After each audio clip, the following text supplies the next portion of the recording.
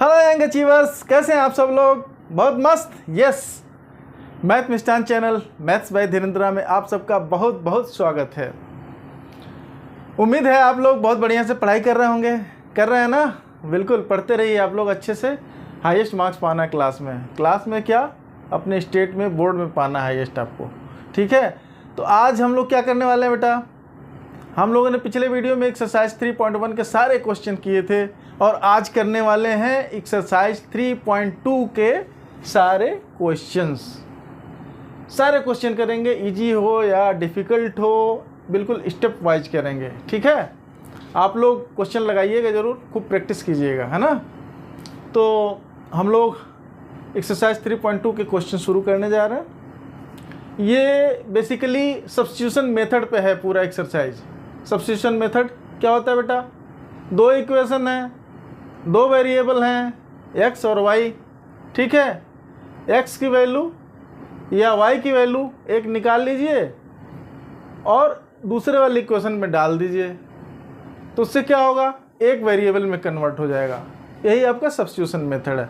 इसी मेथड पे हम लोग आज क्वेश्चंस सारे करने वाले हैं। ठीक है, तो एक्सरसाइज 3.2 में यही है। चलिए शुरू करते हैं क्वेश्चन, आइए। तो बेटा फर्स्ट क्वेश्चन लेते हैं। इसमें बोल रहा है कि solve the following pair of linear equations by the substitution method. Substitution method से सॉल्व करना है। तो अभी मैंने बताया था आपको कि सब्स्टिट्यूशन मेथड में क्या करना है, एक की वैल्यू लीजिए, x या y जो भी है उसको दूसरे में सब्स्टिट्यूट कर दीजिए। उससे फ़ायदा क्या मिलेगा? उससे फ़ायदा ये मिलेगा कि आपके दो वेरिएबल के जगह पे एक वेरिएबल का और एक इक्वेशन बन जाएगा, तो आप फटाफट एक वेरिएबल को निकाल पाएंगे। ठीक है ना बेटा? तो इसीलिए इस मेथड से करना बढ़िया है। तो substitution method basically algebraic method ही है। चलिए तो इसको करते हैं। पहले जो भी आपके दो इक्वेशंस दिए होंगे तो इसको इक्वेशन नंबर 1 लिखिए, पहला इक्वेशन नंबर 1, ये दूसरा इक्वेशन नंबर 2 है। ठीक है, तो इक्वेशन नंबर 2 को आप लिख सकते हैं कैसे, फ्रॉम इक्वेशन 2। इक्वेशन 2 से क्या होगा, इसमें किसी भी एक को ले लीजिए, x को एलिमिनेट हटाइए या y को हटाइए, यहाँ से साइड चेंज कर दीजिए और दूसरे वाले में पुट कर देना बस। तो मान लीजिए कि हम x को यहीं पे रहने देते हैं, y के फॉर्म में ले जाते हैं, तो x इक्वल टू क्या हो जाएगा, इसमें देखिए y उस साइड में जाएगा तो 4 + y हो जाएगा नहीं? बोलिए। तो इसको मान लीजिए इक्वेशन नंबर 3 है। ठीक है, तो आप कर दीजिए पुटिंग वैल्यू ऑफ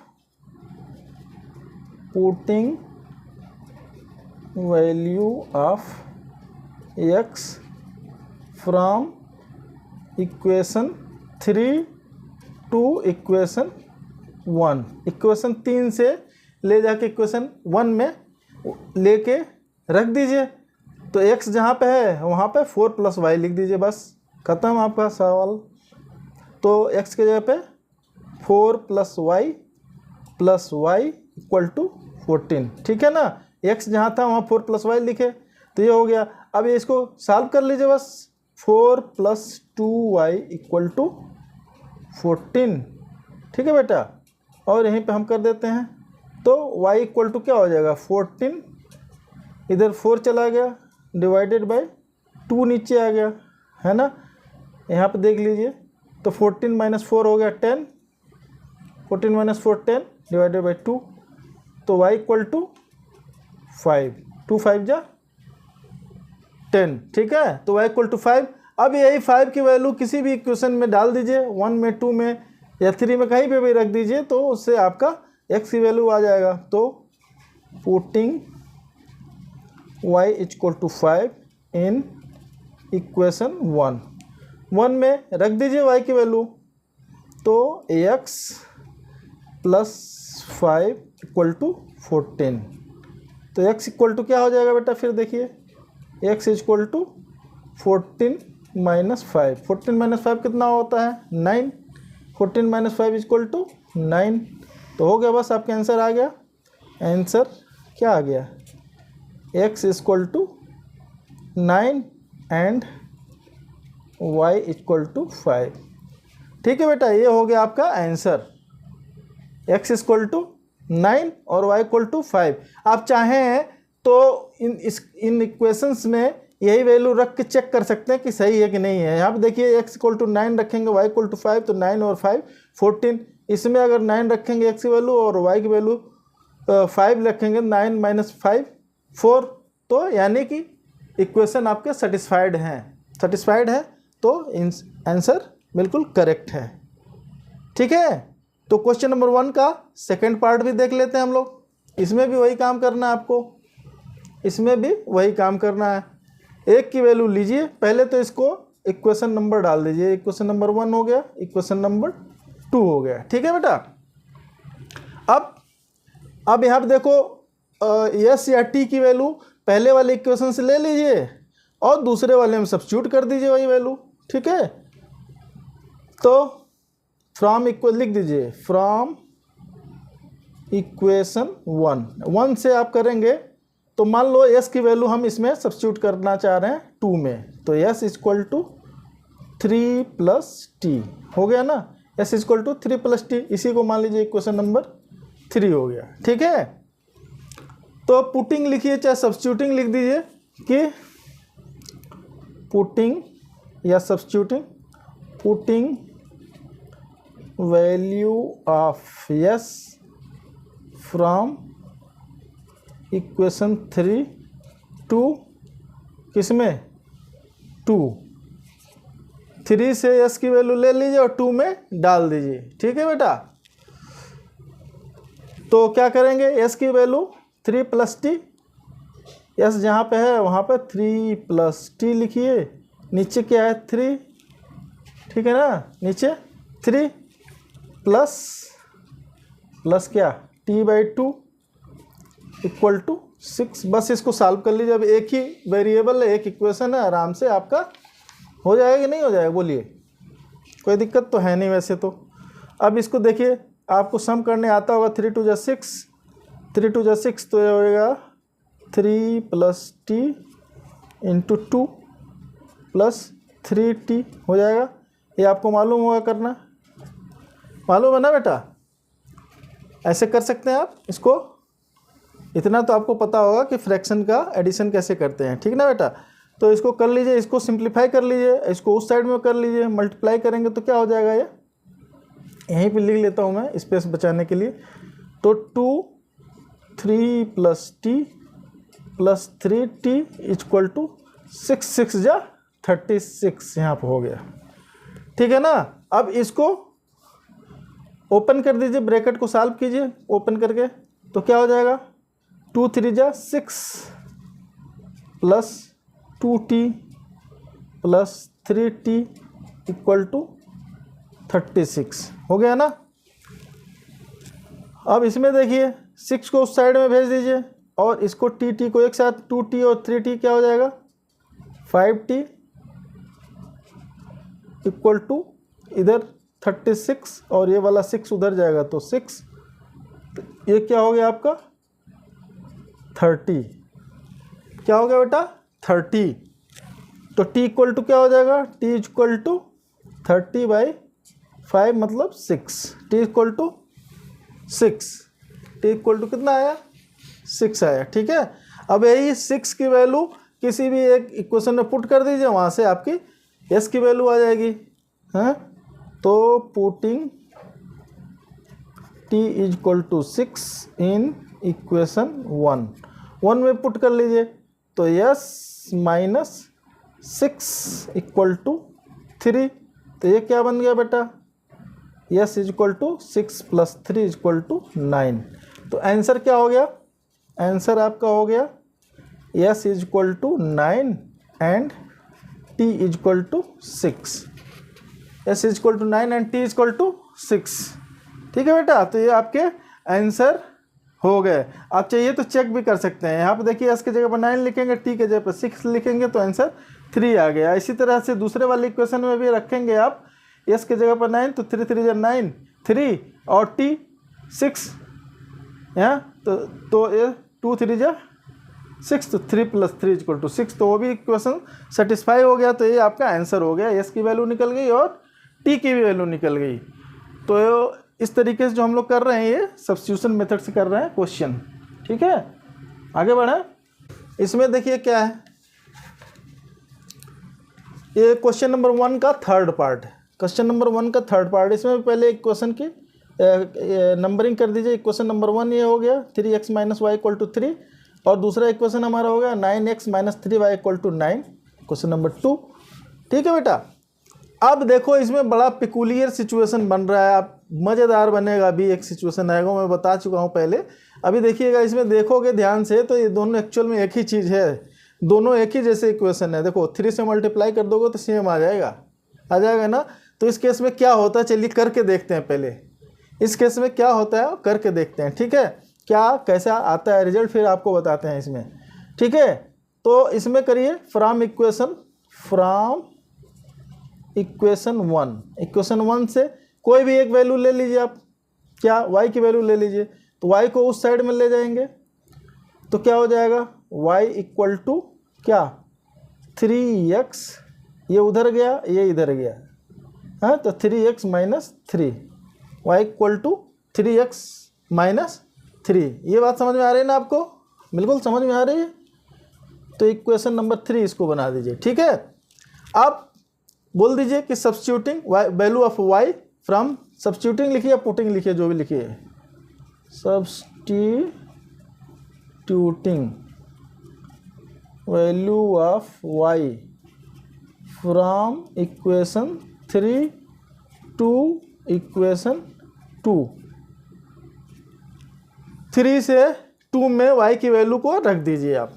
ठीक है, तो क्या हो जाएगा, x के फॉर्म में आ जाएगा, एक वेरिएबल में चेंज हो जाएगा। तो 9x - 3 और y की जगह पर क्या होगा 3x - 3 = 9 होगा ना, कोई कन्फ्यूजन। अब ये देखो मज़ेदार बेटा, तो 9x माइनस, ये ब्रैकेट खोलेंगे तो 3 3 जा 9x माइनस माइनस मिलके क्या हो गया प्लस, 3 3 जा 9 = 9। ठीक है, अब ये देखो मज़ेदार क्या बनता है, इसमें क्या बनेगा, सब जीरो हो गया है। क्या बना, इधर 9x - 9, ये हो गया आपका 9x - 9, x = 9 - 9 0। तो क्या हुआ, ये 0 = 0। तो ये कंडीशन ट्रू है।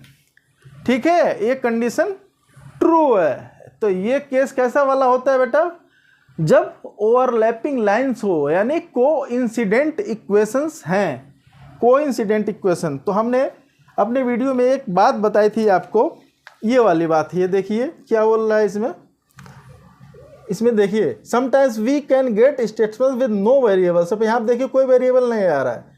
If this statement is true, the pair of linear equation has infinitely many solutions. तो इसमें कितने सोल्यूशन आएंगे, ट्रू है, 0 = 0 ट्रू है, तो इसमें क्या है इनफाइनाइट सोल्यूशंस हो जाएंगे। कैसे सोल्यूशन आएंगे, इनफाइनाइट सोल्यूशन। अगर फॉल्स होता है तो वो इनकंसिस्टेंट होता, वो भी कंडीशन आएगा।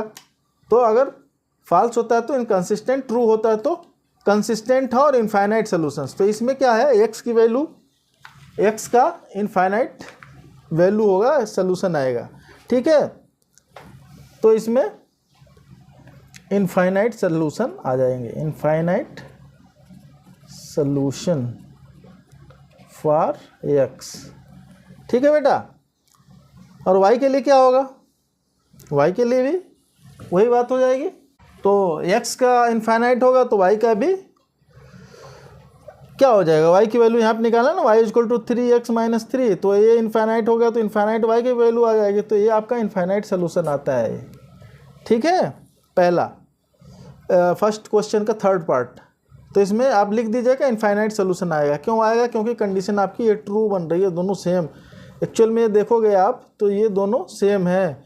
और पहले वाले जो मेथड बताए थे a1/a2 = b1/b2 = c1/c2, ये वाला कंडीशन भी लगाओगे तो भी आपको कोइंसिडेंट दिखेगा, और कोइंसिडेंट का होता है इनफाइनाइट सोल्यूशन। ठीक है बेटा, तो आइए क्वेश्चन नंबर 1 का फोर्थ पार्ट भी देख लेते फटाक से हैं। तो इसमें इसको बना लीजिए, ये कोई इक्वेशन नंबर 1 कौन सा, 0.2x + 0.3y = 1.3, इसको ले लिए इक्वेशन नंबर 1। और 0.4x + 0.5y = 2.3, इसको लिए इक्वेशन नंबर 2। ठीक है ना। अब इसमें क्या करेंगे भाई, इसमें भी वही एलिमिनेट नहीं करना है, इसमें सब्स्टिट्यूट करना है इसमें भी। तो फ्रॉम इसमें एक की वेरिएबल को दूसरे के फॉर्म में लिख दीजिए, तो कोई भी ले लीजिए। तो फ्रॉम इक्वेशन 1 मान ले लेते हैं हम, फ्रॉम इक्वेशन 1 से ले लीजिए। तो x को हम लोग यहीं पर छोड़ देते हैं, 2x equal to 1.3 minus 0.3y। लिख सकते हैं कि नहीं लिख सकते हैं, बोलो आप। लिख सकते हैं ना, बिल्कुल करेक्ट, इसको लिख सकते हैं। तो x की वैल्यू क्या हो जाएगी, x equal to what, x equal to 1.3 minus 0.3y divided by 0.2 होगा ना।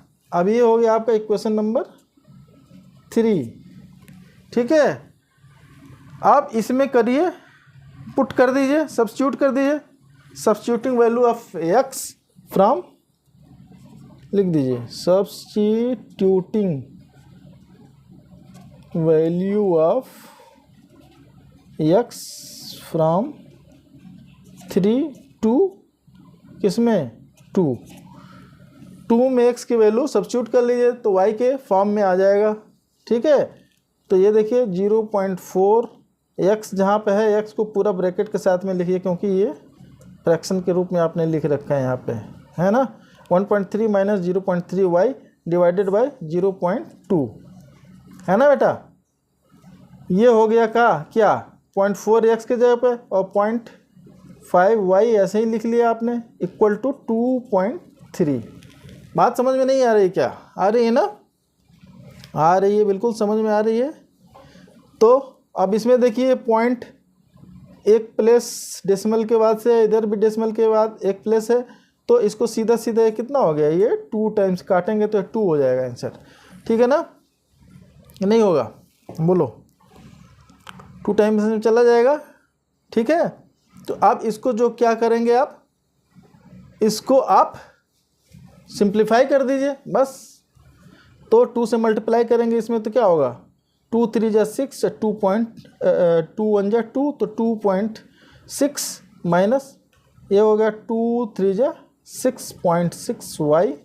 समझ में आ रहा है ना आपको करना, 0.5y इक्वल टू 2.3 होगा कि नहीं होगा। इसको आप 2 से मल्टीप्लाई कर दीजिए अंदर में, 1.3 2 से मल्टीप्लाई 2.6, यहाँ 2 से मल्टीप्लाई हो गया इसमें 0.3 में, तो 2 3 जा 6, तो 0.6y प्लस 0.5y पहले से है। तो इसको और सॉल्व कीजिए, आप सॉल्व कीजिए तो क्या हो जाएगा बेटा। अब ये देखो 0.6 है माइनस में और 0.5 है प्लस में, तो ये क्या हो जाएगा, है ये आपका उस साइड में चला गया मान लो। तो ये वाला बड़ा नंबर, ये वाला छोटा है, माइनस वाले के साथ में, तो minus 0.1y equal to 2.3 minus 2.6, ठीक है। इसको माइनस करेंगे तो क्या आएगा, ये आएगा आपका माइनस 0.3 आएगा कि नहीं आएगा, बोलो आएगा ना। अब दोनों साइड में माइनस है तो माइनस हो गया ख़त्म, तो y इक्वल टू कितना हो जाएगा, y इक्वल टू व्हाट, बोलो। डेसिमल के बाद एक प्लस है, इधर डेसिमल के बाद एक प्लस है, तो दोनों डेसिमल हट गए आराम से, तो y इक्वल टू 3, सीधा सीधा आंसर यहाँ पे y इक्वल टू 3, ठीक है, y इक्वल टू 3। तो इसी वैल्यू को किसी भी इक्वेशन में पुट कर दीजिए, पहले में, दूसरे में या तीसरे में, ठीक है। तो putting y equal to 3 in equation 1 में पुट कर देते हैं, ठीक है बेटा। तो 1 में पुट करोगे y की वैल्यू 3, तो क्या हो जाएगा, x वाला ऐसे होगा 0.2x प्लस y की वैल्यू यहाँ पे 3, तो 3 3 जा 9, 0.9y हो जाएगा ना। करने आ रहा है ना, 0.3 में 3 से मल्टीप्लाई करेंगे तो कितना होगा बेटा, 3 3 जा 9, और डेसिमल के बाद एक प्लस है, तो 0.9y इक्वल टू व्हाट, यहाँ पे 1.3 है, हो जाएगा नहीं ऐसे, बोलो हो जाएगा, बिल्कुल करेक्ट। यहाँ पे आपने गलत कर लिया ना बेटा, देखो 0.2x तो ठीक है, और y तो ख़त्म हो गया ना, यहाँ y तो आएगा नहीं, 0.9 y की वैल्यू हमने लिख दिया ना, तो y नहीं है, एक वेरिएबल बच गया खाली, ठीक है। अब इसको क्या करोगे आप, 0.2x को यहीं पे रहने दो, 1.3 माइनस 0.9, ये कितना आएगा आंसर बताओ। 1.3 माइनस 0.9 तो कितना आता है, ये हो जाएगा आपका 0.4। तो 0.2x इक्वल टू, अब ये देखो डेसिमल के बाद एक प्लेस इधर भी एक प्लेस इधर भी है, तो आप इसको कैसे लिख सकते हो, इसको लिख सकते हो आप 2x इक्वल टू 4 लिख सकते हो ना। अब 2 2 जा 4, तो x इक्वल टू 2, तो आपका आंसर क्या हो गया, आंसर आपका आ गया x इक्वल टू 2 और y equal to what, y equal to निकाला था आपने ना, क्या निकाला था, y इक्वल टू 3, ये आंसर आपका आ गया, x equal to 2 and y equal to 3।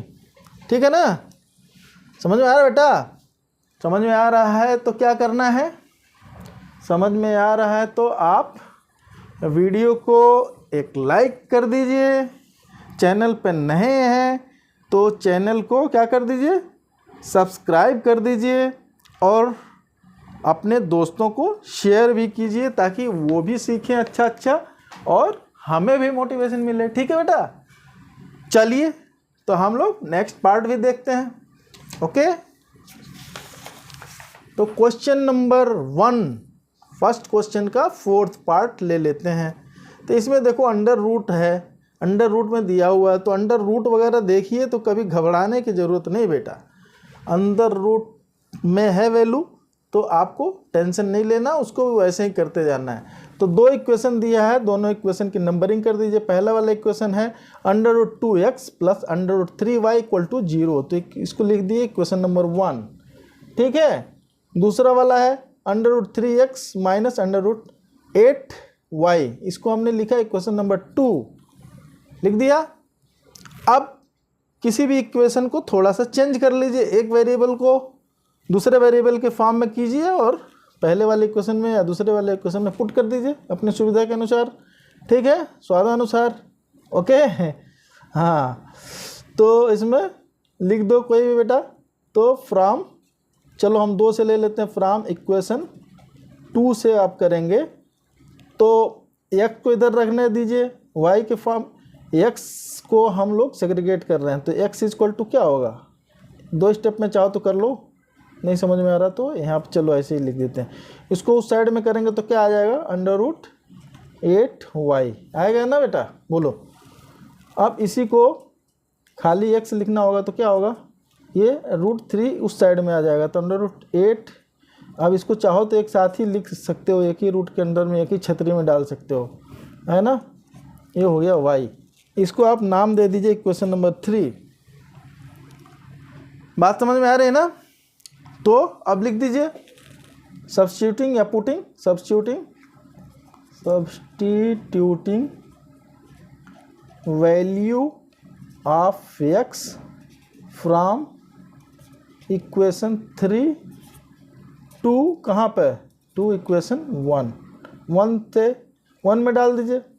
ठीक है, दूसरे वाले से आपने बनाया था तो 1 में डालिए, जिससे बनाइए उसी में मत डालिए, नहीं तो फिर क्या फ़ायदा मिलेगा, है ना। तो दूसरे वाले में डाल दीजिए आप। तो इसमें क्या करेंगे, x के जगह पे जहाँ पे है ये वाली जो वैल्यू है वो डाल दीजिए।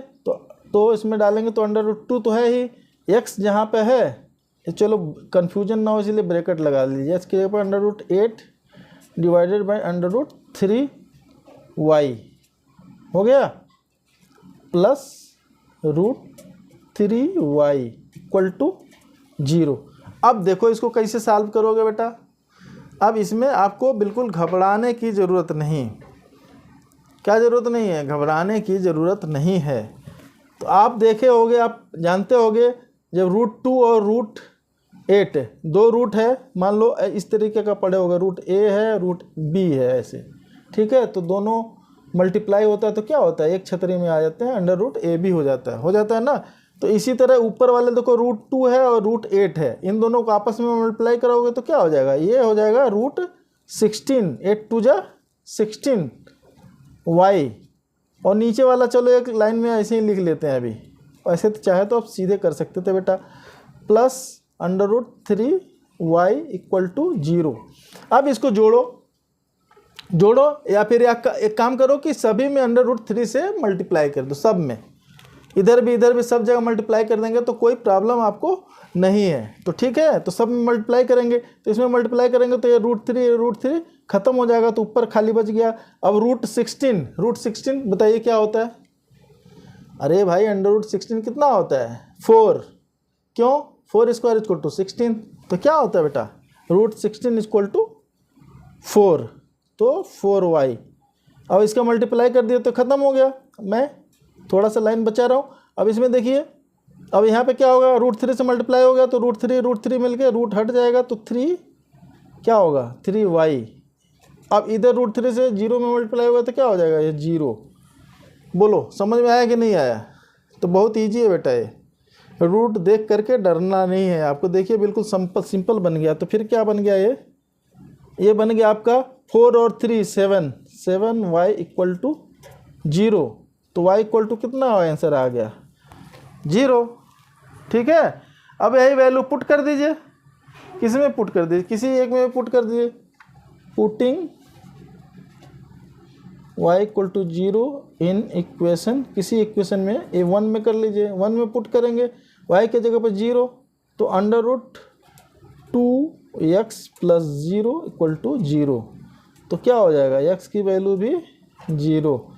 तो आंसर क्या हो गया? 0, x = 0 एंड y = 0। ठीक है बेटा, समझ में आ रहा है कि नहीं आ रहा आपको? ना आ रहा हो तो बताइएगा, और आ रहा है ना तब भी ज़रूर बताइएगा लिख करके कि हाँ सर बढ़िया समझ में आ रहा है। कोई भी प्रॉब्लम हो तो बिल्कुल संकोच करने की ज़रूरत नहीं है, आप मुझे लिख के बताइए। ठीक है बेटा, चलिए।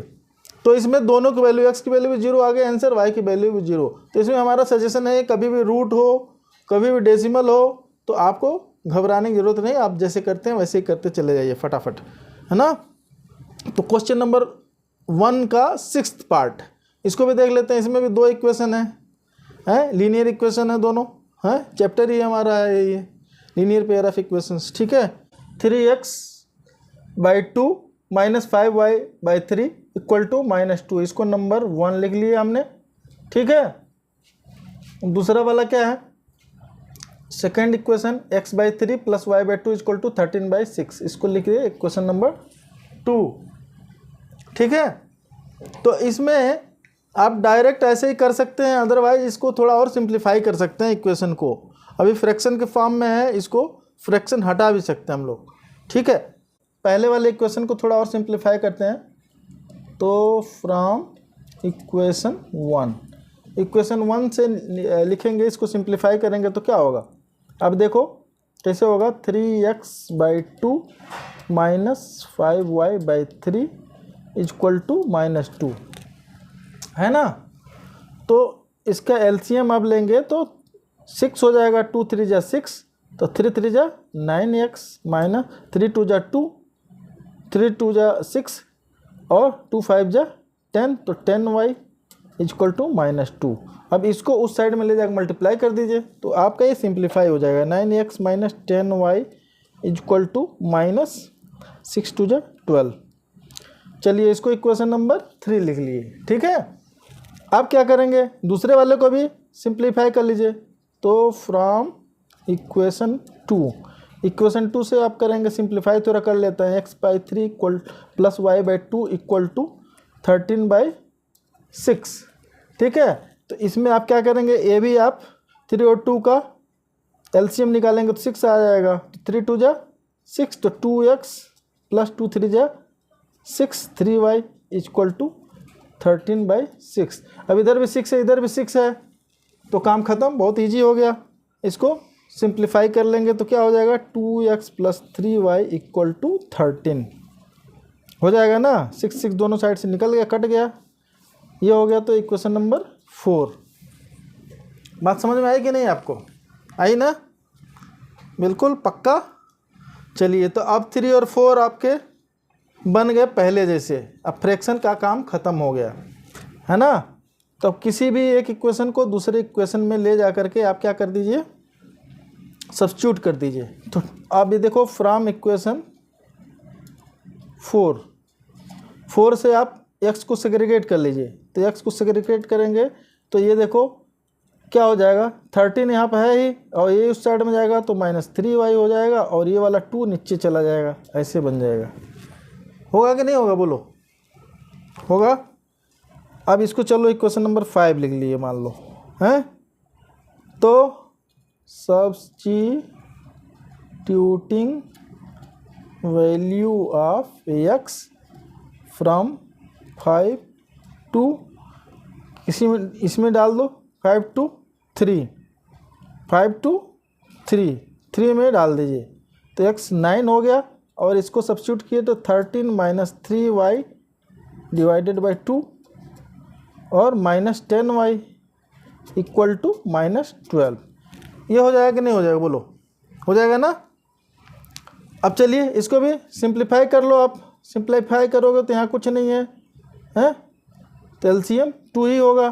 तो ऊपर क्या होगा 9, यहाँ पे हो गया 13 - 3y हुआ, -2 से मल्टीप्लाई हो जाएगा 20y और ये उस साइड में 2 चला जाएगा। यहीं भेज दे रहा हूँ एक लाइन में। आपको समझ में आ रहा होगा कि नहीं आ रहा है, आ रहा है, ठीक है। इसको मैं डायरेक्ट कर दूँ, यहाँ पे एक लाइन और बढ़ाऊँ। चलो मैं डायरेक्ट, ये 2 यानी नीचे आएगा ना, उधर चला जाएगा 2 ऐसे इंटू 2, ठीक है, इंटू 2 हो जाएगा, ठीक है। अब इसको आप खोल लीजिए तो क्या हो जाएगा 13 9 नहीं आता है आपको, 13 का टेबल आपको याद रहना चाहिए। 13 9 117, ठीक है, -9 3 27y -20y इक्वल टू -24। ये हुआ कि नहीं हुआ, पक्का, ठीक। तो इसको क्या करिए और थोड़ा सा सॉल्व कीजिए।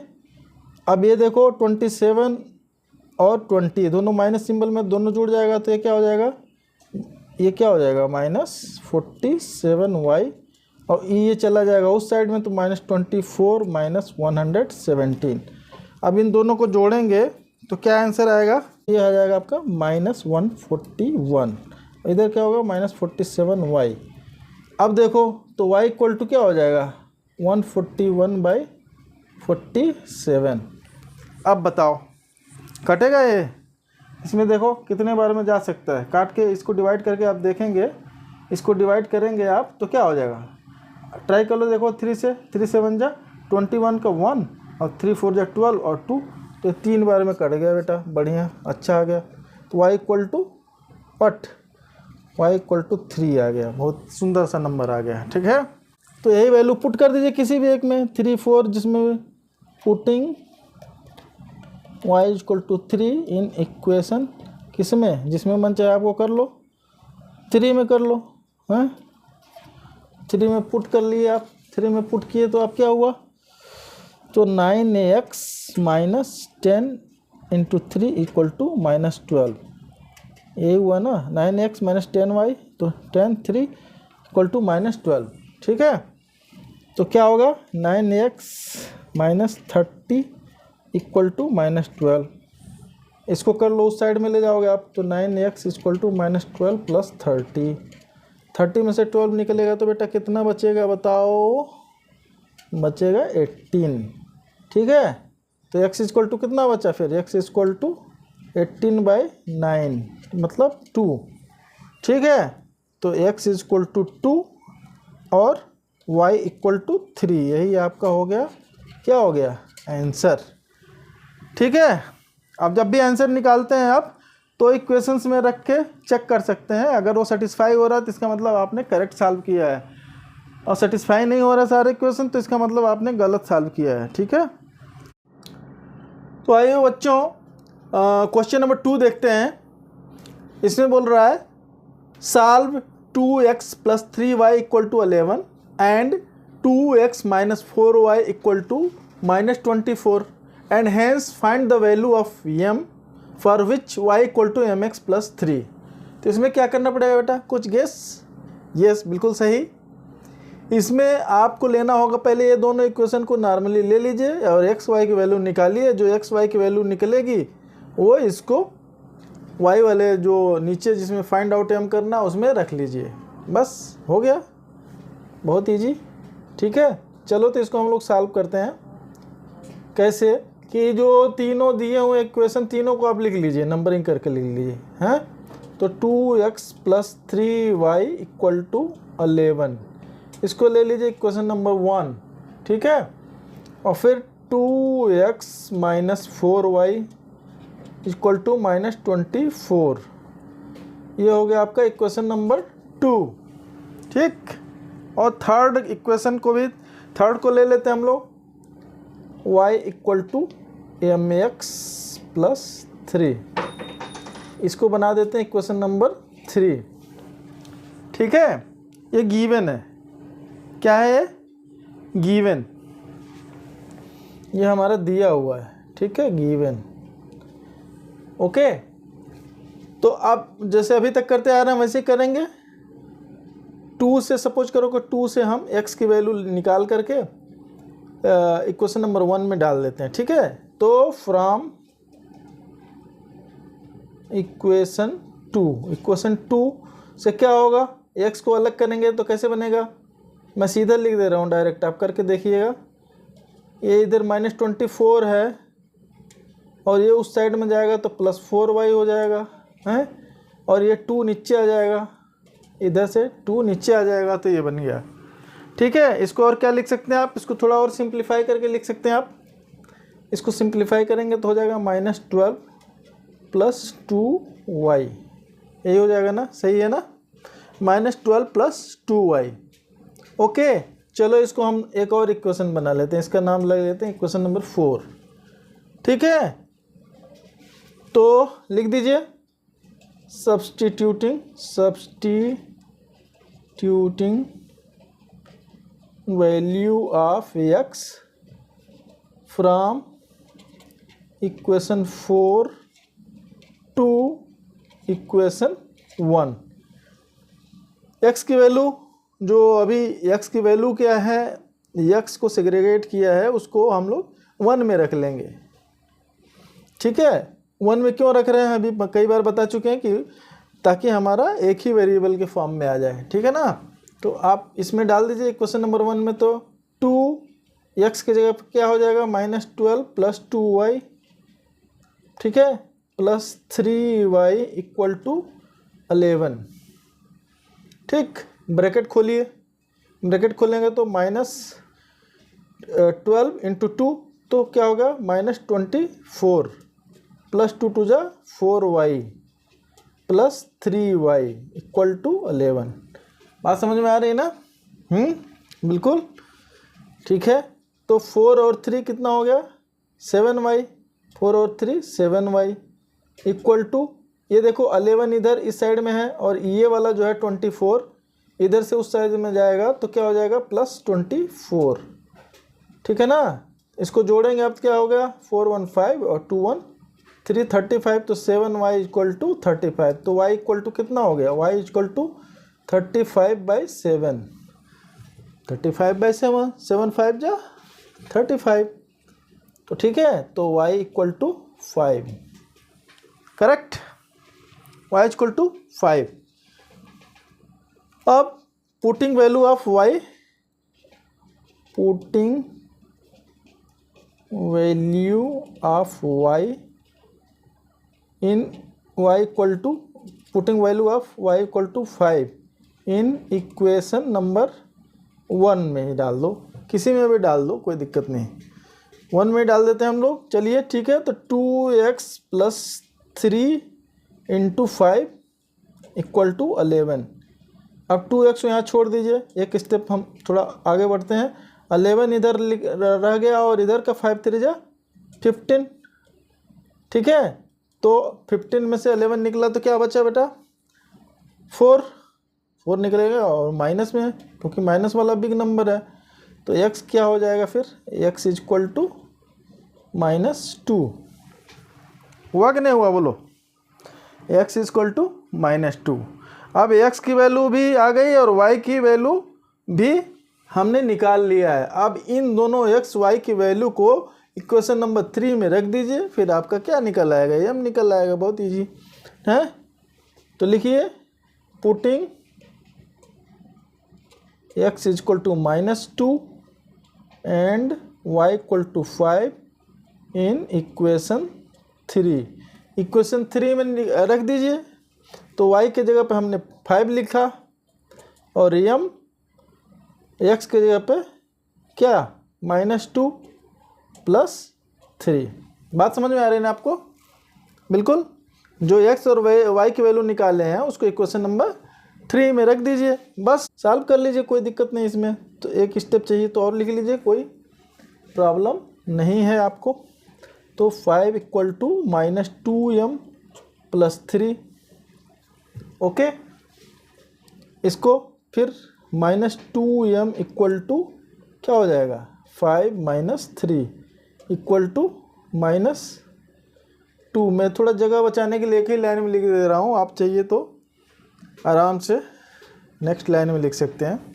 तो यहाँ पे आपने क्या किया, x इक्वल टू -2 और y equal to 5 equation number 3 में रखा, तो y के जगह पे 5 आ गया और x के जगह पे -2 + 3, तो 5 इक्वल टू -2m + 3।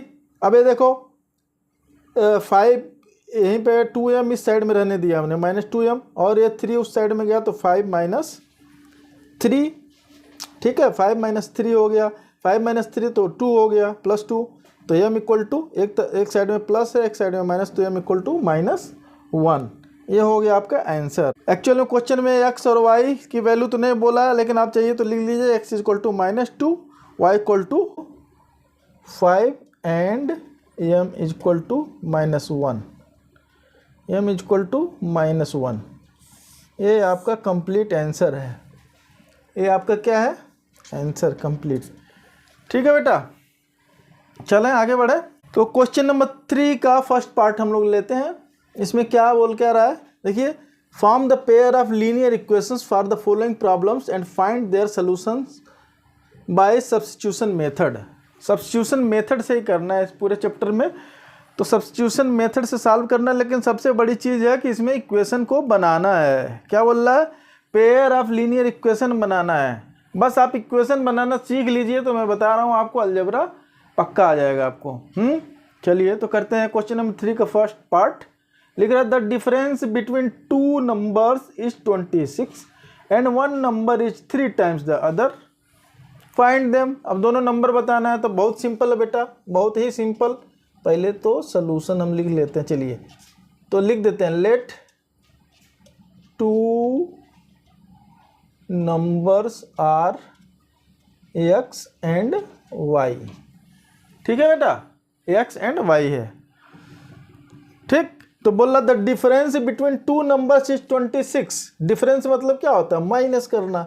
तो दोनों नंबर के बीच में माइनस अगर किया जाए x - y, तो बोलता है ये आंसर आपका 26 है।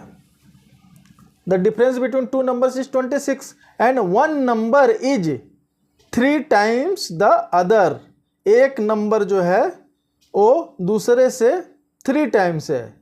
तो यहाँ पे पॉजिटिव है तो इसका मतलब क्या हो, x वाला बड़ा होगा। आप x बड़ा किए तभी तो ये प्लस में आ रहा है, नहीं तो ये छोटा होता तो माइनस में आता है कि नहीं।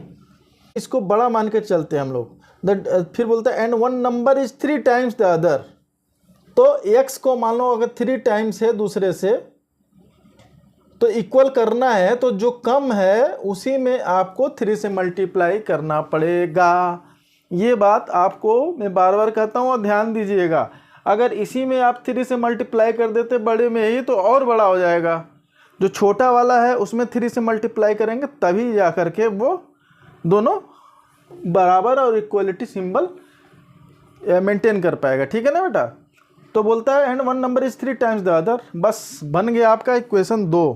तो इसको मान लीजिए इक्वेशन नंबर 1, इसको मान लीजिए इक्वेशन नंबर 2। ठीक है, आप लिख दीजिए substituting value of x from equation 2 to equation 1। 2 से इक्वेशन 1 में ले जाइए, तो x इक्वल टू 3y पहले वाले इक्वेशन में रख दिए, माइनस वाई इक्वल टू 26। तो y इक्वल, ये क्या होगा 3y माइनस वाई, तो क्या हुआ बेटा 2y इक्वल टू 26। ठीक है, तो फिर y इक्वल टू क्या हो जाएगा, y इक्वल टू 13 हो जाएगा ना, उधर 26 के नीचे जाएगा, यहाँ से कटेगा 13 टू जा 26, तो y इक्वल टू 13। अब यही वैल्यू किसी में पुट कर दीजिए, चाहे 1 में पुट कीजिए चाहे 2 में, तो हम 2 में ही कर लेते हैं, बहुत इजी हो जाएगा। फिर putting y equal to 13 in equation 2, तो इक्वेशन 2 में 13 पुट करेंगे तो x equal to 3 into y के जगह पे 13। ठीक है, तो मल्टीप्लाई कर दीजिए, तो 13 3 जा 39। ठीक है, 13 3 जा 39, तो x की वैल्यू आपकी आ गई क्या, x equal to 39 and y equal to 13। ये आपके दो नंबर्स हैं जो कि हमारे आंसर के रूप में मिल गए मुझे। नाउ हम लोग आते हैं क्वेश्चन नंबर 3 के सेकंड पार्ट पे। सेकंड पार्ट में क्या बोल रहा है बेटा, the larger of to supplementary angles exceeds the smaller by 18 degrees, find them. तो ठीक है बेटा, तो पता है ना आपको सप्लीमेंट्री एंगल क्या होता है, हाँ नहीं पता है कि पता है, या कुछ लोगों को पता है, कुछ लोगों को नहीं भी पता है, कुछ लोग भूल भी गए हैं। ठीक है, चलो हम बता देते हैं। तो सप्लीमेंट्री एंगल मतलब कि दो ऐसे एंगल जिनका सम 180 डिग्री होता है। ठीक है, सप्लीमेंट्री एंगल मतलब दो ऐसे एंगल जिनका सम किया जाए तो वो 180 डिग्री आए। ठीक है, तो चलो अब इतना हो गया, तो आपको दो इक्वेशन बन जाएगा, आराम से बन जाएगा ना। तो दो इक्वेशन बनाइए और खटाखट सॉल्व कर लीजिए बेटा। कैसे हो जाएगा, तो हम बोलेंगे let two supplementary angles are x and y। ठीक है, हमने मान लिया। अब इसमें क्वेश्चन में करते समय एंगल x एंगल y भी आप लिख सकते हो चाहो तो। ठीक है, angle x and angle y। तो एंगल का सिंबल हम नहीं लगाते, एंगल का सिंबल लगाने कोई बहुत मतलब नहीं है, आप लगा भी सकते हो। तो angle x plus angle y क्या होता है, सप्लीमेंट्री मतलब angle x plus angle y will be equal to 180। ठीक है, तो हम लोग यहाँ पे एंगल नहीं लिखते हैं, खाली x y लिखते हैं। ठीक है, तो x plus y equal to 180, ये हो गया आपका इक्वेशन नंबर 1। ठीक है, अब बोल रहा है कि क्या एक एंगल जो है exceed the smaller angle by 18 degree, मतलब कि बड़े वाले में से छोटा वाला निकाला जाए। बड़ा वाला हमने मान लिया x है, चलो कोई भी आप मान लो, y को बड़ा मान लो तो y माइनस एक्स कर सकते थे। ठीक है, तो बड़ा वाला हमने मान लिया चलो x है, तो बड़े वाले और छोटे वाले में डिफरेंस जैसे करते हैं, एक्सीड्स छोटा वाला निकाला तो 18 डिग्री। एक्सीड्स मतलब क्या, 18 डिग्री बड़ा है, तो दोनों को चाहे तो आप y प्लस 18 कर दो, चाहे तो आप x equal to y plus 18 करो, चाहे x minus y equal to 18 कर दो, दोनों बात एक ही है। ठीक है, अब ये तो बड़े मज़ेदार एक मेथड से बन जाता है बेटा, वो नेक्स्ट टॉपिक में आएगा एलिमिनेशन मेथड, उससे तो और मज़ेदार दिख रहा है मुझे, लेकिन कोई बात नहीं, यहाँ हम लोग सब्स्टिट्यूशन मेथड यूज करेंगे। ठीक है, चलो तो क्या करेंगे, अब इससे सेग्रीगेट करिए, x की वैल्यू निकालिए यहाँ से 2 से और 1 में डालिए। ठीक है, तो लिखो, पहले लिख लो from equation 2 x is equal to 18 plus y. होगा कि नहीं होगा, बोलो, कोई डाउट नहीं है ना। अब इसको इक्वेशन 3 बोल दिए हमने, हैं, तो फ्रॉम लिखेंगे यहाँ पे सब्स्टिट्यूटिंग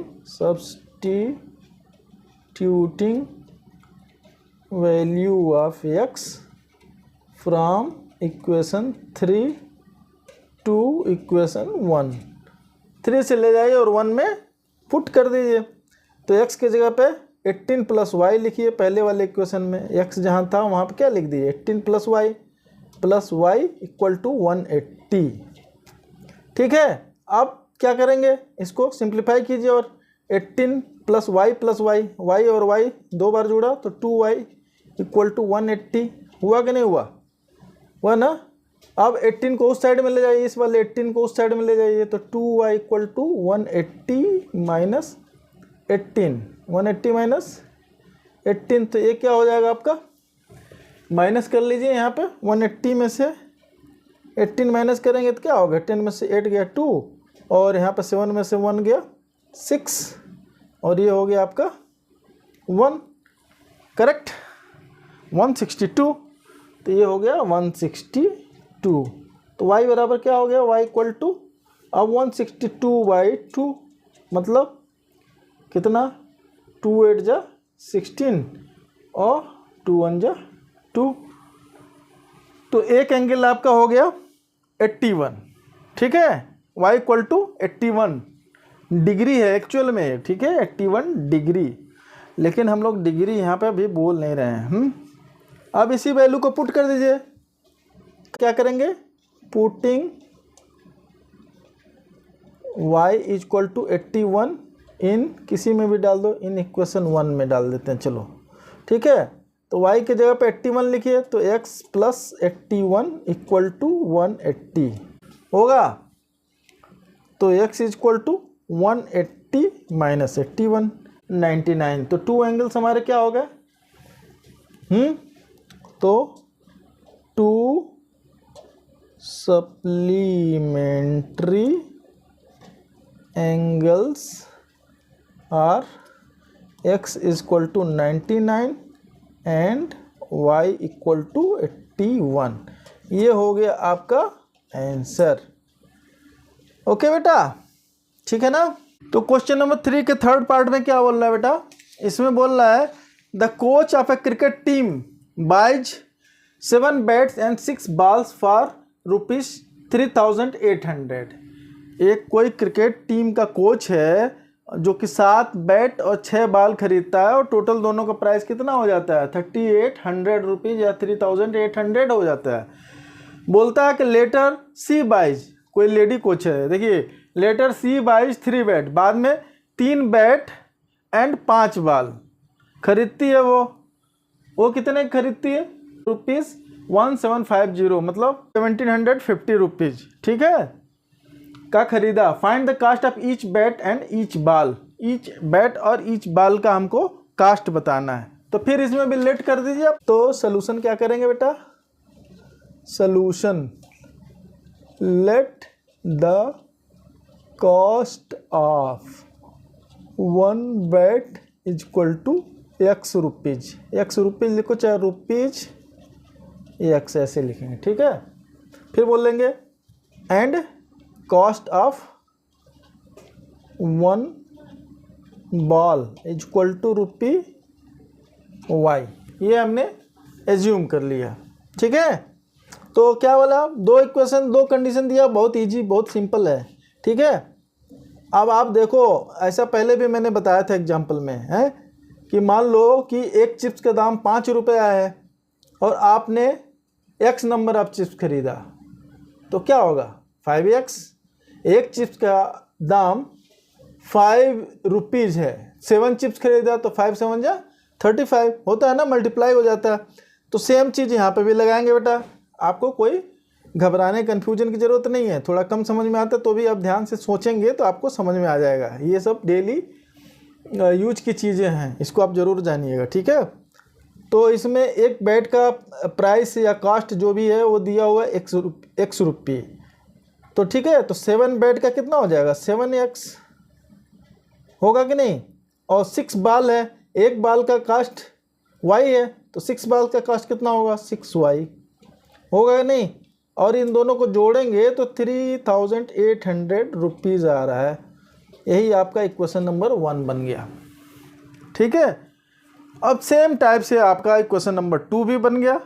लेटर सी बाइज 3 बैट्स, बाद में उसने 3 बैट खरीदा, 3 बैट खरीदा और रेट तो वही है, रेट वही है। बाद में उसने क्या किया? रेट बैट का वही रहेगा, इसमें बैट का रेट नहीं चेंज हो रहा, बैट बॉल का सेम रेट से खरीदा, और लेकिन 3 ही बैट खरीदा तो 3x हो गया। 5 बॉल्स खरीदा तो 5y हो गया। और इन दोनों को जब जोड़ा गया पैसा तो हो गया 1750 रुपीज़। ये हो गया आपका इक्वेशन नंबर 2, करेक्ट। अब इसको क्या कीजिए कि किसी में से एक एक्स की वैल्यू निकालिए और सेग्रीगेट कीजिए और उसको दूसरे इक्वेशन में डाल दीजिए, जैसे कि हम करते आ रहे हैं। तो इसमें भी करेंगे, लिख दीजिए फ्रॉम इक्वेशन 2 से हम सेग्रीगेट करते हैं। 3x इक्वल टू क्या हो जाएगा, 1750 है, 1750 और ये 5y उस साइड में गया तो -5y, ठीक है। तो x इक्वल टू क्या, 1750 माइनस 5y/3। इसको चलो इक्वेशन नंबर 3 बोल देते हैं। अब इसी वैल्यू को पुट कर लीजिए इक्वेशन नंबर 1 में। Putting value of x from equation 3 to equation किसी में भी 1, ठीक है। पुट कर दीजिए। तो 7x जहाँ था, x के जगह पे आपने ये लिख लिया 1750 माइनस 5y डिवाइडेड बाई 3, इसको एक ब्रैकेट में रख लिए, प्लस 6y इक्वल टू 3800। यहाँ तक कोई दिक्कत नहीं ना बेटा, यहाँ तक कोई प्रॉब्लम नहीं है। तो इसको सिंप्लीफाई कीजिए आप। सिंप्लीफाई करेंगे तो क्या होगा, इसको चाहते अगर कटने लायक हो तो पहले ही काट लिया जाता है बेटा, है ना। चलो कोई बात नहीं, आप इसको थोड़ा वो कर दीजिए, चाहिए तो यहाँ से आपको चाहे जैसे भी आपको आसान लगता है उसे सिंप्लीफाई कर लीजिए। एडिशन करना है, फ्रैक्शन वाला एडिशन कर लेंगे आप। कर दूँ डायरेक्ट मैं 7, ये 3 है, एलसीएम निकालेंगे तो 3 आएगा दोनों का, तो नीचे इसमें 3 है तो ऊपर भी सेम नंबर आ जाएगा 1750 माइनस 5y। ये बात समझ में आई ना। और यहाँ पे क्या होगा, 3 6 जा 18y और यहाँ पे क्या हो जाएगा 3। ऐसे जोड़ेंगे तो आएगा ना बेटा, बिल्कुल आएगा ना। तो इसको आप 3800 लिख लिए, ठीक है। इसको चाहते अगर कोई कटने वाला हो तो उसको काट के छोटा भी कर सकते हैं, काट के छोटा कर लीजिए तो कैलकुलेशन थोड़ा इजी हो जाएगा। चलो कोई बात नहीं, ऐसे भी हो जाएगा आपका। तो आप इसको आप ब्रैकेट ओपन कर दीजिए और इसको 3 को उस साइड में भेज दीजिए। तो ये क्या हो गया, 7 से मल्टीप्लाई कीजिए, 700 7 5 जा 35 को 5 हाथ में लगा, 7 5 जा 700 7 5 जा 35, 3 बच गया उसका, तो 7 7 जा 49 और 3 52, 52 का 2 कैरी ओवर होगा 5, 7 7 और 5 12, ठीक है। तो ये हो गया आपका। और यहाँ पर 7 5 जा 35y plus 18y equal to, अब इसमें 3 से मल्टीप्लाई करना था, देखो 3 से करना था, 3 8 जा 24 और 3 3 जा 9 2 11 और 1 00। और लंबा हो रहा है बेटा, लंबा हो तो थोड़ा डाउट होने लगता है ना। तो इसमें आप क्या करेंगे, अब इसको सॉल्व कीजिए और 12250 रहने दीजिए। अब इसमें 35 में से 18 निकाल लीजिए आप, 35 में से 18 निकाले आप तो क्या बचा 17, लेकिन ये माइनस वाला बड़ा है तो 17y, ठीक है, इक्वल टू 11400। एक हुआ। अब देखो, अब थोड़ा साइड चेंज कर लीजिए, इधर का उधर उधर का उधर। चाहे तो ये चीज़ समझ में आती है कि नहीं, कुछ बच्चों को अभी भी कन्फ्यूजन होगा 9th 10th में भी। आप ये इसको उस साइड में ले जाइए, चाहे इसको यहीं रहने दीजिए माइनस में, इसको उस साइड में ले जाइए, माइनस में आ जाएगा, बाद में माइनस हटा दीजिए, जैसे आपको समझ में आए वैसे कर लीजिए। मैं इसको उधर ले जाता हूँ, लेकिन वहाँ ले नहीं जाऊँगा, मतलब आप समझिए कि उधर जा रहा है, तो उधर जा रहा है तो मतलब क्या 17y, चलो सिंबल है। और इधर क्या बचेगा 12250 और ये उस साइड में जाएगा तो 11400, ठीक है। अब इसको माइनस कर लो आप, माइनस करेंगे तो क्या आएगा 850, ठीक है।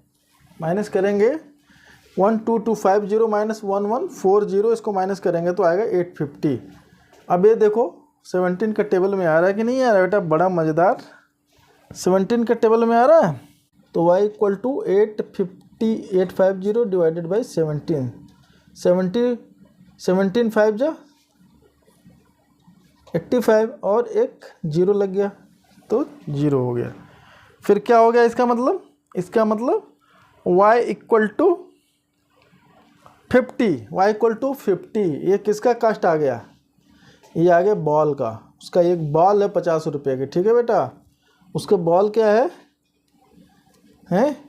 50 रुपये।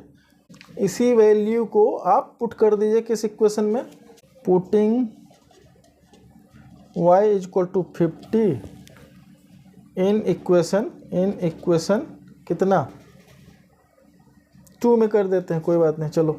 तो 3x plus 5 into 50 equal to 1750, ये हो गया कि नहीं होगा बोलो, कोई डाउट।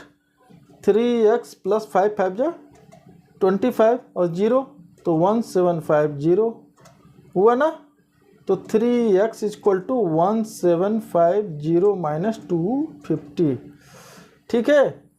तो 1750 में से 250 निकल गया तो क्या हो बोलो बेटा, 1500, 1500 बचा ना, ठीक है।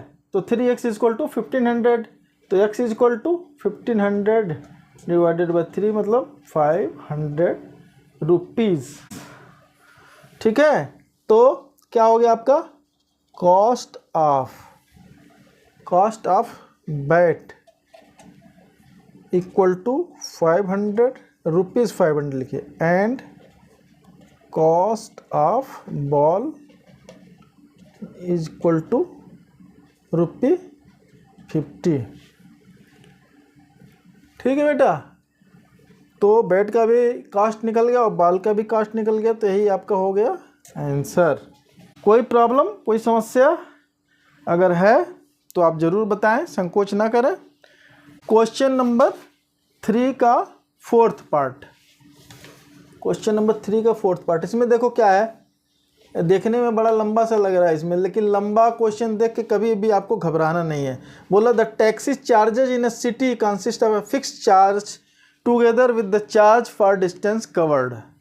देखो टैक्सी का रेट फ्लैट नहीं होता है कि आप, ऐसा नहीं होता कि आप जितना किलोमीटर चलते जाएंगे उतना ही पैसा लगेगा। मान लो कोई 2 ही किलोमीटर गया है तो 2 ही किलोमीटर का मान लो 6 रुपये पर किलोमीटर है, तो 2 किलोमीटर चला तो 12 रुपये नहीं लेगा। उसमें क्या करता है वो, फिक्स चार्ज जोड़ देता है। सपोज कर लो 50 रुपये फिक्स चार्ज जोड़ लिया, तो 50 रुपया तो ऐसे ही हो गया। उसके गाड़ी में बैठ गए, आप थोड़े ही दूर गए, कुछ भी नहीं चले, 1 किलोमीटर आधा किलोमीटर भी चले, तब भी अगर 50 रुपया उसका मिनिमम चार्ज है तो 50 रुपया तो कटेगा ही कटेगा। आप उसके अलावा जो किलोमीटर जाओगे वो लगेगा। तो यही बात है, ठीक है ना। फिक्स चार्ज और वेरिएबल चार्ज समझ गए ना आप। फिक्स चार्ज मतलब कि उतना तो आपका फिक्स्ड रहेगा, उसके ऊपर पर किलोमीटर के हिसाब से चेंज होगा। ये समझ गए बात, तो आप नेक्स्ट सवाल कर पाएंगे। The taxi charges in a city consist of fixed charges together with the charge for the distance covered. For a distance 10 kilometre the charge paid is ₹15 and for a journey of 15 kilometre the charge paid is ₹155, ठीक है। तो बोल रहा है 10 kilometre के लिए चला तो जो वेरिएबल वाला चार्ज, वेरिएबल नहीं फिक्स चार्ज, जो दोनों मिला के 105 था, और 15 किलोमीटर चला तो 155 था। तो बोल रहा है what are the fix charges and the charge per kilometre. Fix charge क्या है, charge per kilometre. How much does a person have to pay for travelling a distance of 25 kilometre, ठीक है। तो इसमें कोई दिक्कत नहीं है, तो हमने मान लिया। क्या माना, हमने बोल दिया लेट क्या, fixed charge is x, charge equal to x rupees. X rupees, rupee का सिंबल पहले लगा लो, रुपी एक्स है, एंड क्या, charges for distance, variable charge बोल लो चाहे charge per kilometre, charge per kilometre equal to क्या, वाई मान लिया हमने, रुपी वाई। अब बस ये दो वैल्यू मान लिए, दोनों वैल्यू निकाल दीजिए, उसके बाद बहुत इजीली आपका सवाल सॉल्व हो जाएगा, ठीक है। तो बोला for a distance of 10 kilometre the paid the charge paid is, जो चार्ज पे है इसमें फिक्स चार्ज और वेरिएबल चार्ज दोनों जुड़े हुए हैं, तो ठीक है। तो तो 10 किलोमीटर, 1 किलोमीटर का चार्ज कितना है y, तो 10 किलोमीटर कितना होगा, 10 किलोमीटर 10 किलोमीटर इंटू वाई, ठीक है। और फिक्स चार्ज तो रहेगा ही, बात समझ में आई ना आपको। तो क्या हो जाएगा आपका x तो फिक्स चार्ज है, 10 किलोमीटर 1 किलोमीटर का रेट या चार्ज y है, तो 10 किलोमीटर कितना होगा 10y इक्वल टू कितना पैसा लग गया 105। ये आपका इक्वेशन नंबर 1 बन गया। बात समझ में आई कि नहीं, बोलो। ये थोड़ा लंबा क्वेश्चन है, घबराने की ज़रूरत नहीं है, आप बिल्कुल ध्यान से सोच के करेंगे तो आपको आराम से हो जाएगा, ठीक। इसी तरीके से दूसरा वाला भी बोल रहा है कि जब 15 किलोमीटर चला तो उसके चार्ज जो हो गया टोटल 155 रुपीज़ हो गया, ठीक है। तो यहाँ पे भी फिक्स चार्ज तो आपका वही है, x तो रहेगा ही, और चला कितना 15 किलोमीटर y के रेट से, तो x प्लस 15y, और ये बन गया आपका 155। बस 2 इक्वेशन बन गया। अब इसमें एक्स वाई की वैल्यू निकाल लीजिए, और एक्स वाई की वैल्यू निकल जाएगी तो आप 25 किलोमीटर का चार्ज निकाल पाएंगे बड़े आराम से। तो एक्स वाई की वैल्यू जैसे आप निकालते आ रहे हैं वैसे फटाफट निकालिए, कोई दिक्कत नहीं है, ठीक है। अब फ्रॉम इक्वेशन 2 से x इक्वल टू क्या हो जाएगा 155 माइनस 15y, होगा कि नहीं होगा, बोलो, कोई डाउट। चलो इसको इक्वेशन नंबर 3 लिख लेते हैं, ओके। तो लिखिए अब जैसे अभी तक लिखते आ रहे हैं, सब्स्टिट्यूटिंग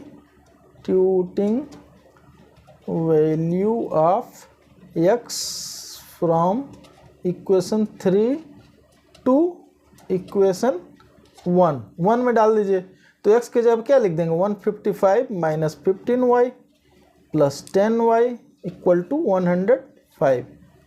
इसको सिंप्लीफाई कीजिए बेटा, इसको सिंप्लीफाई करेंगे तो यहाँ पे 155 हो गया, और यहाँ 15 में से 10 निकल गया तो क्या हो गया 5y होगा ना। ये माइनस 15 है, ये प्लस 10 है, तो दोनों माइनस 15 प्लस 10 क्या हो गया 5y, ठीक है। तो 105 करेक्ट। अब क्या कीजिए, इसको उस साइड में भेज देते हैं, तो -5 इक्वल टू 105 माइनस 155। इसमें मैंने इधर उधर नहीं आपको किया, आप कई लोग घूम जा रहे होंगे, तो मैंने कहा चलो माइनस वाला ले लेते हैं, ठीक है। तो -5 इक्वल टू 105 माइनस 155, ठीक है। तो ये हो गया, कितना बचेगा बोलो, ये माइनस वाला बड़ा है तो 5 निकल गया 100 में से, तो बच गया ये 50 माइनस 5y इक्वल टू 50। तो y इक्वल टू क्या हो जाएगा बोलो, y इक्वल टू 5 1 जा 5 और 0 निकल गया तो 10। तो y की वैल्यू 10, y की वैल्यू कितनी निकल गई बेटा, y की वैल्यू हो गई आपकी 10। मतलब कि ये आपका पर किलोमीटर चार्ज जो है 10 रुपये का है। 1 किलोमीटर आप चल रहे हैं तो 10 रुपये आपका लगता है, ठीक है। तो अब putting value of y in equation, putting y is equal to 10 in equation 1 में 10 रख दीजिए, तो x प्लस इससे क्या होगा, x की वैल्यू आ जाएगी 10, y की जगह पे 10 इक्वल टू 105, ठीक है ना, कोई दिक्कत। तो x प्लस 100 हो गया तो 105, ओके। तो नेक्स्ट दिख रहा है ना स्क्रीन में, ठीक है, एक लाइन और चलेगा। तो x इक्वल टू 105 माइनस 100, ये हो गया आपका कितना बेटा 5। तो ये हो गया आपका फिक्स चार्जेस, करेक्ट। तो फिक्स चार्जेस आपका ₹5 हो गया। Fix charge equal to ₹5 and charge per kilometre equal to ₹10। 10 kilometre निकाले ना, 10 किलोमीटर, ठीक है बेटा। तो फिर क्या हो गया आपका, पूछ रहा है कितने किलोमीटर का चार्ज पूछ रहा है, ट्रेवलिंग ऑफ डिस्टेंस 25 किलोमीटर का पूछ रहा है। तो charge for 25 kilometre equal to क्या हो जाएगा, फिक्स चार्ज तो आपका भाई साहब 5 ही रहेगा, प्लस 1 किलोमीटर का चार्ज ₹10 आया तो 25 किलोमीटर का कितना हो गया, तो मल्टीप्लाई होगा 25 इंटू 10। इंटू का सिंबल अलजबरा में ऐसा मत लिखिए तो ज़्यादा अच्छा है बेटा। क्यों? क्योंकि वो x लगेगा और आपको हो जाएगा प्रॉब्लम। ऐसे इससे अच्छा ब्रैकेट लगा के लिखिए। तो ये हो गया 5 + 250। अब जोड़ेंगे इसको तो क्या हो जाएगा 255, ये रुपीज़ हो गया। ठीक है, अब इसको बढ़िया से सुंदर से आंसर के रूप में लिख दीजिए। तो यहीं पे लिख देंगे बेटा क्या, फिक्स्ड चार्ज इक्वल टू ₹5 है, charge per kilometre, charge per kilometre equal to ₹10 and charge for 25 kilometre equal to what, ₹255। ये आपके तीनों आंसर। ठीक, समझ में आया कि नहीं बोलो। चलिए नेक्स्ट चलते हैं। क्वेश्चन नंबर 3 का 5th पार्ट।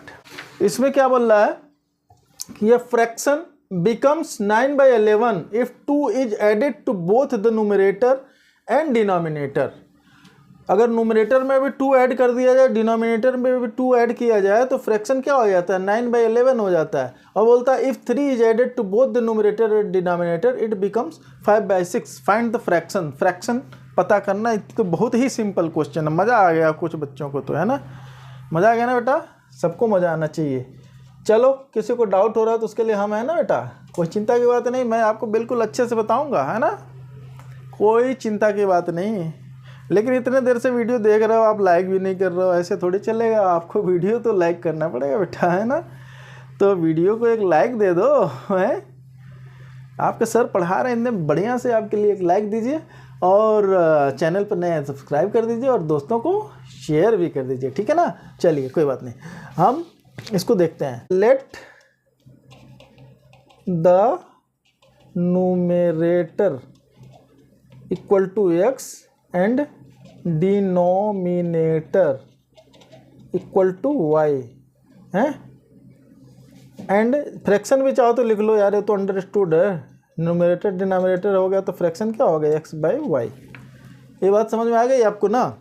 तो बोल रहा है कि जब 2 को हम न्यूमरेटर में ऐड करना है, if 2 is added to both, add किया जाए x + 2, न्यूमरेटर में 2 जोड़ दिया और डिनोमिनेटर में भी 2 जोड़ दिया, तो बोल रहा फ्रैक्शन आपका 9/11 बन जाता है। बात समझ में आई। बस इतनी मेहनत थी यहाँ पे। अब इसको क्रॉस मल्टीप्लिकेशन कर दीजिए। क्रॉस मल्टीप्लिकेशन आपको पता होगा, नहीं पता है कुछ लोगों को, चलो कोई बात नहीं, हम बता देते हैं।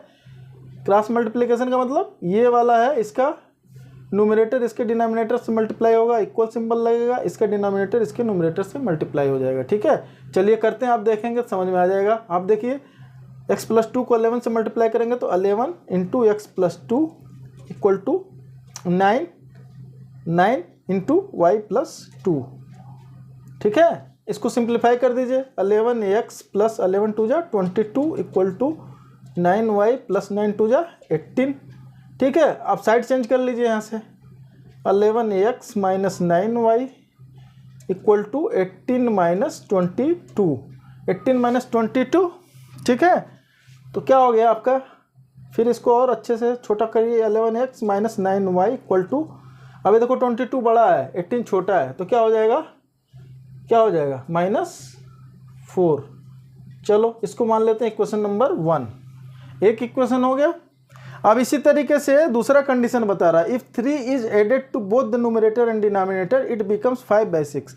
अब 3 बोल रहा है कि न्यूमरेटर में भी जोड़ दो और डिनोमिनेटर में भी जोड़ दो, तो फ्रैक्शन आपका 5/6 बन जाता है। ठीक है, फ्रैक्शन क्या बन जाता है 5/6। ठीक है, तो x + 3 and divided by y + 3 equal to what 5/6। यहाँ तक बात समझ में आई बिल्कुल। चलिए यहाँ पे भी क्रॉस मल्टीप्लिकेशन कीजिए। तो x + 3 को 6 से मल्टीप्लाई कर देंगे तो 6x + 3। आप चाहिए तो यहाँ पे लिख भी सकते हैं बाय क्रॉस मल्टीप्लिकेशन, यहाँ पे लिख दो अगर लिखना है तो। ठीक है, लेकिन आपके टीचर जैसा लिखवाते हो वैसा लिखा करिए, मैं बार बार बोलता हूँ, ठीक है ना बेटा, कि नंबर टीचर को देना है। समझ कहीं से लीजिए, नंबर टीचर से लीजिए 5y + 3, ठीक है, ये हो जाएगा ना, इधर से मल्टीप्लाई हो गया। तो चलो इसको सॉल्व कर दो आप। 6x + 6 3 = 18 = 5y + 5 3 = 15। तो क्या हो गया आपका इक्वेशन 6x, अब 5y को उस साइड में लाएंगे -5y, 15 हो गया, और 18 उस साइड में जाएगा तो -18 हुआ ना। तो इसको आप एक बार और लिख लो, 6x - 5y = -3, करेक्ट। इसको इक्वेशन नंबर 2 बोल दिया हमने। फ्रॉम इक्वेशन 2 से क्या हो जाएगा, x की वैल्यू हम सेग्रीगेट कर रहे हैं। x की वैल्यू क्या सेग्रीगेट करेंगे, कैसे, अब 6x में यहाँ छोड़ देंगे, इसको उस साइड में भेजेंगे और 6 को नीचे लाएंगे। इसको आप करना जानते हो, कर लीजिए आप, ठीक है। कैसे, एक लाइन अननेसेसरी क्या बढ़ाऊँ, आपको समझ में आएगा, पहले भी मैंने बताया अभी। तो इसको आप क्या कीजिए, इसको लिख लीजिए x = ये -3 है और ये उस साइड में जाएगा +5y और ये 6 नीचे आ गया। ऐसे समझ में आ गया कि नहीं आपको, है ना, हो जाएगा। हाँ हो जाएगा सर, हम बहुत होशियार हैं, आप क्यों हमको भी बेवकूफ़ समझ रहे हैं। हाँ बिल्कुल, आप बिल्कुल होशियार हैं आप, अच्छा है, आप समझ रहे होंगे। चलिए -3 इधर +5y / 6, ठीक है। इसको चलो इक्वेशन नंबर 3 मान लिया हमने, हैं। तो लिख दीजिए substituting value of x from 3 to 1, किसी एक में डाल दे बेटा, ठीक है। 3 से 1 में डाल दीजिए आप, 3 से 1 में डाल देंगे तो 11 x की जगह पर -3 + 5y / 6 = -4। यहाँ पे -9y कौन लिखेगा, -9y भी तो है, -9y इक्वेशन 1 में -9y भी है ना, ये 9 = -4, ये होगा। बात समझ में आई। चलो फ्रैक्शन वाला एडिशन सब्ट्रैक्शन फिर से कर दीजिए। तो इसमें क्या हो जाएगा, 11 को यहाँ रहने दीजिए, -3 + 5y हैं, और यहाँ पे 9 6 = 54y और ये 6, चलो एक लाइन और बढ़ा दें यार, कहोगे बहुत शॉर्टकट मार रहे हैं, -4, ठीक है। ठीक, अब इसको क्या कर लो, उधर मल्टीप्लाई कर लीजिए, वही एक्चुअल में ये भी क्रॉस मल्टीप्लिकेशन ही हो रहा है, ठीक है। तो इसको आप थोड़ा और सिंप्लीफाई करेंगे तो 11 - 3 तो क्या हो जाएगा, -33 + 11 5 = 55y 55y -54y, और ये क्या हुआ, उधर चला गया, 6 4 = 24, 55 में से 54 निकाल दिए तो क्या बचा, y, एक ही बच गया ना। और ये 33 उस साइड में, 33 प्लस हो गया जाके -24, तो ये कितना होगा, y = 9 हो जाएगा कि नहीं, बोलो कौन बोल रहा नहीं होगा, मुर्गा बना दूंगा नहीं बेटा नहीं, आप बढ़िया समझिए, कोई बात नहीं, y = 9, ठीक है। अब यही वैल्यू को पुट कर दीजिए आप इसमें, पुटिंग y = 9 इन इक्वेशन, किसी में भी कर लो, पुटिंग y = 9 इन इक्वेशन 1 में कर लो। y की जगह पर 9 लिखो तो 11x - 9 y की जगह पर 9 = -4, बोलो समझने में कोई दिक्कत नहीं है ना। हाँ तो इसको सिंप्लीफाई करेंगे, 11x - 9 9 = 81 = -4, ये भी आसान हो गया। 11x, अब ये 81 उस साइड में जाएगा तो =-4, प्लस हो जाएगा, इधर जाएगा तो क्या हो जाएगा, -81 उधर जाएगा तो क्या होगा, +81 होगा ना, बोलो। अब इसको कर दो। अरे भाई किसी को समझ में नहीं आ रहा तो नीचे ऊपर भी साइड में रख के कर लो, कोई दिक्कत नहीं बेटा, है ना। तो क्या हो जाएगा आंसर, आपका आंसर हो जाएगा 77। आंसर क्या हो जाएगा, 81 - 4 77 होगा ना, ठीक है। तो x = 77/11 मतलब क्या, x = 7 हो जाएगा ना। तो न्यूमरेटर = 7 एंड डिनोमिनेटर = 9, ठीक है। सो फ्रैक्शन इक्वल टू 7/9। ये हो गया आपका आंसर।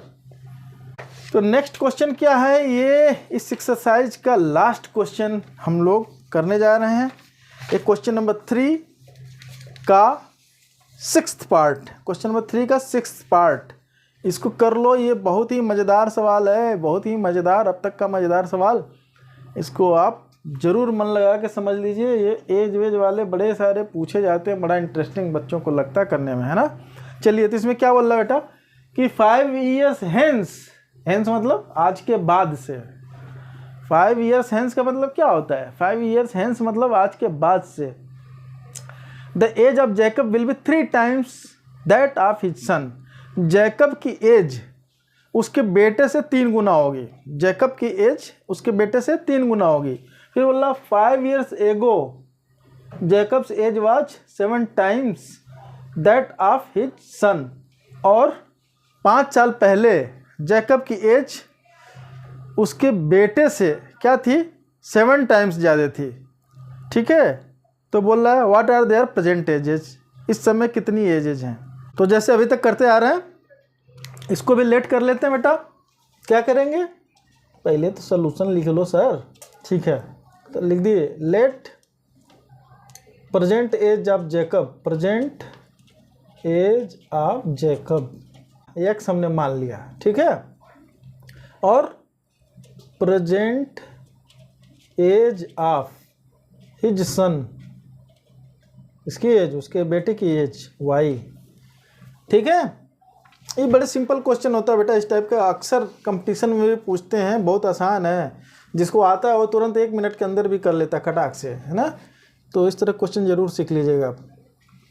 तो बोल रहा है 5 years hence the age of Jacob will 3 times। 5 साल के बाद, जैसे 5 साल बोला 3 साल के बाद, 5 साल बोले 3 साल बोले, जो भी जितने बाद बोले तो प्लस, जितना पहले बोले तो माइनस।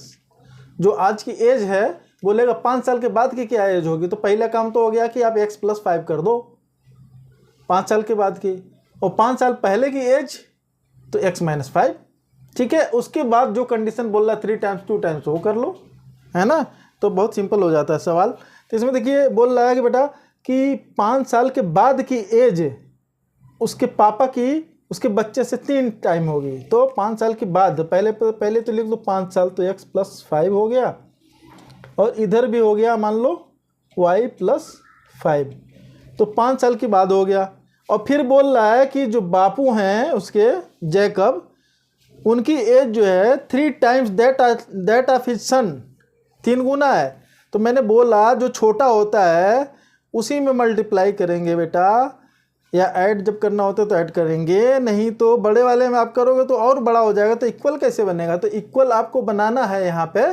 तो क्या करेंगे, किधर मल्टीप्लाई करेंगे, यस करेक्ट, बच्चे वाले साइड में करेंगे। 3 टाइम्स पापा बड़े हैं तो इधर जिधर बच्चे की एज लिखी है उसमें 3 से मल्टीप्लाई करेंगे, तब इक्वल होगा ना। इक्वल बनाने के लिए जिसमें कम वेट है तो उसको क्या करेंगे, जिसमें कम वेट है उसमें थोड़ा और वेट डालोगे तब तो बराबर हो जाएगा दोनों। कि जो भारी है उसी में और रख दोगे सामान तो और वो भारी हो जाएगा ना, तो उल्टा करना पड़ेगा। तो ये बात समझिए, यहीं पे आप लोग बहुत सारे बच्चे गलत करते हैं, मुझे अच्छे से पता है। अगर ये चीज़ आप समझ जाएंगे तो ये वाले प्रॉब्लम इक्वेशन बनाने में आपको नहीं होगी। ठीक है बेटा, चलो कोई बात नहीं। तो ये आपका, अब बस इसी को सिंप्लीफाई कर लो, एक इक्वेशन बन गया आपका x + 5 = 3y + 5 3 = 15 हुआ ना। अब साइड चेंज कर लो, x y को एक साइड में लगा लो और जो कांस्टेंट वाला टर्म है उसको राइट साइड में कर लो। तो x प्लस माइनस हो जाएगा ना, इधर बेटा आएगा। तो x - 3y = 15 - 5 है ना, 15 - 5, 5 उस साइड में। तो क्या बना, ये बन गया x - 3y = 10। चलो इसको मान लिया हमने इक्वेशन नंबर 1 माना। चलो अब दूसरी कंडीशन बोल रहा है 5 years ago। अब ये 5 साल बाद की एज हमने कर लिया। अब बोलो 5 साल पहले जैकब की एज 7 times थी। क्या हो गया ऐसा चमत्कार बेटा, 5 साल पहले जो थी एज जैकब की, पहले जैसे ही बोला तो माइनस कर लिया हमने, और इधर भी माइनस कर लिया, थोड़ा जगह छोड़ दी, यहाँ मल्टीप्लायर लगाएंगे इसलिए, है ना। यहाँ जगह छोड़ के लिख रहा हूँ क्योंकि अभी हम आपको समझाने के लिए बोल रहा हूँ, मल्टीप्लायर लगाऊंगा, ठीक है। तो x minus 5 equal to y minus 5 लिख लिया हमने, लेकिन इक्वल नहीं है ना बेटा। इक्वल तो तब होगा कि जब उसके पापा की एज को हम 7 टाइम्स बड़ा करें। 5 years ago Jacob's age was 7 times that of his son. 7 गुना थे, तो 7 गुना बच्चे की एज में करना पड़ेगा जिधर है, ठीक है। जिधर चाइल्ड की एज है उधर ही कर लेंगे। तो ऐसे करके आप इसको भी सिंप्लीफाई कर लीजिए। x minus 5 equal to 7y minus 7 5 जा 35, ठीक है। अब वेरिएबल को अब एक साइड में, कांस्टेंट के एक साइड में, तो x minus 7y equal to minus 35, और इधर 5 जाएगा तो प्लस 5, ठीक है। तो ये क्या बन गया आपका, x minus 7y equal to minus 30, correct. क्या बना, x minus 7y minus equal to minus 30, एक क्वेश्चन नंबर 2 हो गया, ठीक है। तो आपके 2 वेरिएबल और 2 इक्वेशन भी बन गए। तो अब तो आपको मज़े हो गए, जैसे कि पहले वाले क्वेश्चंस थे अब वैसे ही बन गया। एक इक्वेशन ये मैंने एक ही लाइन में लिख लिया बेटा, कंफ्यूज नहीं होना है। यहाँ पे नेक्स्ट लाइन में लिख लेना, जगह की शॉर्टेज हो जा रही है इसलिए मैं एक ही लाइन में काम चला लिया। तो इसको आप अलग लाइन में यहाँ पे लिख सकते हैं। x minus 3y equal to 10 1 first equation, x minus 7y equal to minus 30 second equation है। तो from equation 2 x equal to क्या हो जाएगा, माइनस 30 प्लस 7y हो जाएगा ना। ये 7y उस साइड में जाएगा तो प्लस हो गया है ना, माइनस 30 प्लस 7y। इसको मान लिया हमने इक्वेशन नंबर 3 है। तो लिख दो पुटिंग या substituting value of x from equation 3 to equation कौन से 1 में। 3 से ले जाइए 1 में डाल दीजिए, एक जगह से निकालिए दूसरी जगह डालिए, ठीक है। तो x के जगह पे आप यही लिख दीजिए माइनस 30 प्लस 7y। तो x के जगह पे माइनस 30 प्लस 7y लिख लिया हमने। कहाँ लिखा, पहले वाले इक्वेशन में, ठीक है ना। Minus 3y equal to 10। बोलो यहाँ तक कोई दिक्कत नहीं है ना। तो ठीक है, दिक्कत नहीं है तो इसको भी सिंप्लीफाई कर लीजिए। इतना तो आपको पता है, बड़ा बड़ करते हैं बच्चे। माइनस 30 प्लस 7y है और माइनस 3y है। 7y माइनस 3y तो कितना हो गया, 4 3 7 4y इक्वल टू 10, ठीक है। Minus 30 equal to plus minus 30 plus 4y equal to 10 है ना। तो क्या हुआ बोलो 30, यहीं पे एक लाइन बचाऊं फिर। चलो यार कहोगे कि सर बहुत लाइन बचा रहे हैं, ठीक है। 4y इक्वल टू, अब इस साइड में ले गए तो 10 प्लस 30, यहाँ तो मैं लिख ही देता हूँ, ठीक है। इक्वल टू 30 प्लस 10 कितना हो गया 40, तो y equal to 10, y equal to 10। कौन नहीं समझा बोलिए, y इक्वल टू 10, ओके। तो पुटिंग वैल्यू ऑफ y मतलब y इक्वल टू 10 वाला सेग्रीगेट करने वाला नहीं। इसको आप किसी भी एक इक्वेशन में डालिए और खटाक से आंसर बताइए। कैसे बताइए, देखिए कैसे बताएंगे आप हैं। तो लिखेंगे putting y equal to 10 in equation 1 में ही डाल दो।